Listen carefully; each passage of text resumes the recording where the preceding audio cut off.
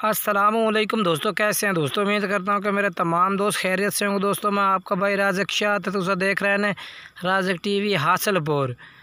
तो काफ़ी दोस्त जनाब फरमाइश करते हैं कि राज़क भाई तुसी कीमत नहीं दसते। कीमत जनाब स्क्रीन तो नज़र आ रही है जनाब 32,000 रुपये जनाब इस बकरा तो लग जाए 32,000 रुपये का।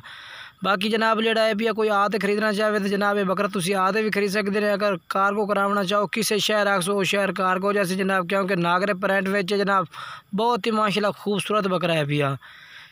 जनाब अखा भी चिटियाँ इस पे और लंबी पूछ इस पे और मोटा ताज़ा माशाल्लाह गोल मटोल बकरा है पिया। माशाल्लाह वज़न जड़ा है पिया तो वज़न भी तुम दसा कि भाई ने पहले तुम माशाल्लाह अखा चेक करो, सफ़ेद अखा और नकोड़ा ज़बरदस्त माशाल्लाह, क्योंकि जनाब क्वालिटी वाला बकरा है पिया तो सले नाल तुम चेक कर सकते हैं। बाकी तुम्हें तो मुँह भी चेक करा देने जनाब, मुँह चेक करना तुम ये वेखो जी, दो दांत बकरा है, दो दांत।